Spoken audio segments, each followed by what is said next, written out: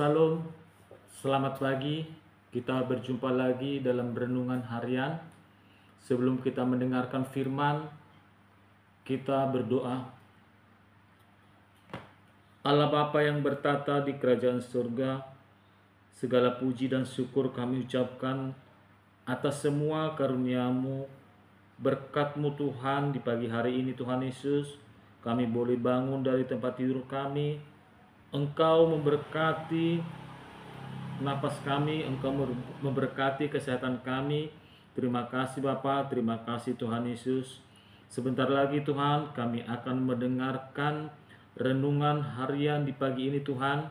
Berkati orang-orang yang mendengarkan ya Bapa. Berkati juga hamba-Mu yang menyampaikan firman di pagi hari ini Tuhan. Begitu juga Tuhan, berkati firman ini supaya menjadi berkat di dalam kehidupan di setiap orang yang mendengarkan. Di dalam nama Tuhan Yesus kami ucap syukur dan terima kasih. Amin. Bapak, Ibu, saudara-saudari yang dikasihi Tuhan Yesus Kristus, kita berjumpa lagi dalam renungan harian di pagi hari ini, yaitu Rabu tanggal 16 April 2025.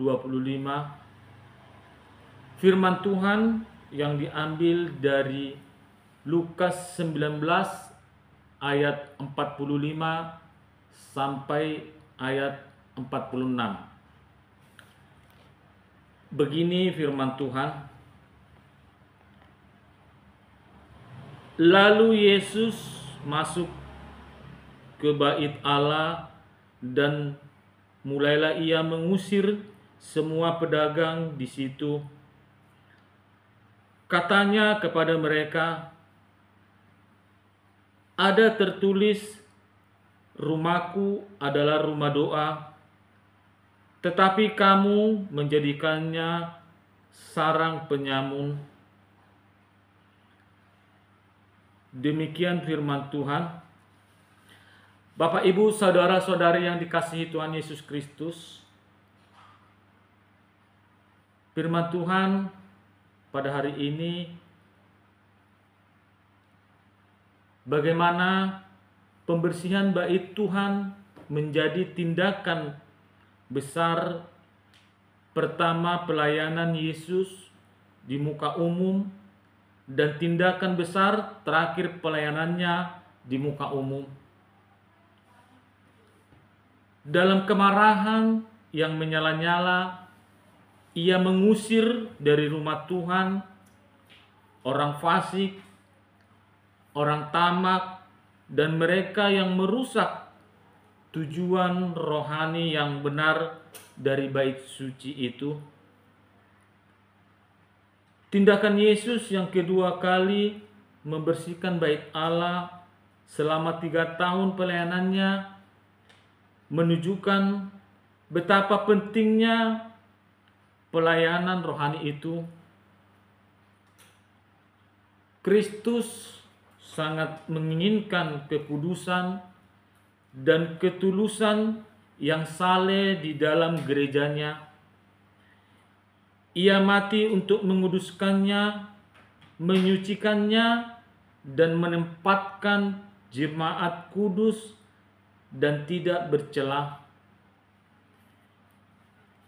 Ibadah di dalam gereja haruslah dalam roh dan kebenaran. Gereja harus menjadi suatu tempat doa dan persekutuan dengan Tuhan. Fungsi rumah Tuhan ialah untuk tempat kita berdoa, untuk memberitakan firman Tuhan ataupun pengajaran firman Tuhan. Kristus akan menghukum semua orang yang menggunakan gereja, Injil, atau kerajaannya demi keuntungan, kemuliaan, atau kemajuan diri pribadi. Kasih yang tulus bagi Tuhan dan bagi tujuan penebusannya akan menghasilkan semangat yang menyala-nyala bagi kebenaran rumah Tuhan dan kerajaannya. Keserupaan yang sejati dengan Kristus meliputi sikap tidak bertoleransi terhadap yang tidak benar di dalam gereja. Penting bagi semua pelayan Kristen yang benar untuk menentang mereka yang mencemarkan dan merendahkan kerajaan Tuhan. Kita bisa memilih salah satu, yaitu mengizinkan Kristus masuk ke dalam jemaat-jemaat untuk membersihkannya dari kebohongan, kemesuman, keduniawian, dan kenajisan, atau pada kedatangannya yang kedua kali dengan hukuman ilahi. Ia akan membersihkan gerejanya secara tuntas. Rumah Tuhan adalah sebagai rumah doa. Jangan dijadikan sebagai tempat berdagang demi keuntungan pribadi. Semoga Tuhan Yesus memberkati kita semua. Amin. Kita berdoa.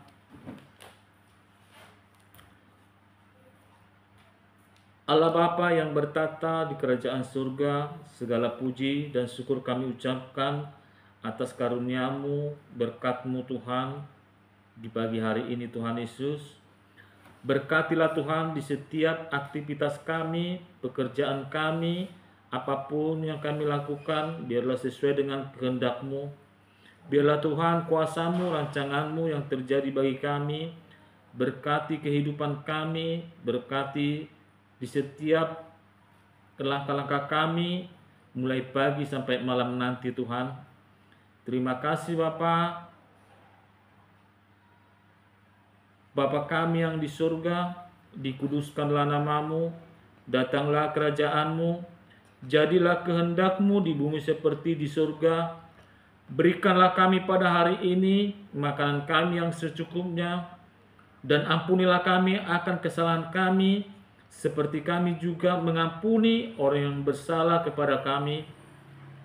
Dan janganlah membawa kami ke dalam pencobaan, tetapi lepaskanlah kami daripada yang jahat, karena Engkau yang mempunyai kerajaan dan kuasa dan kemuliaan sampai selama-lamanya.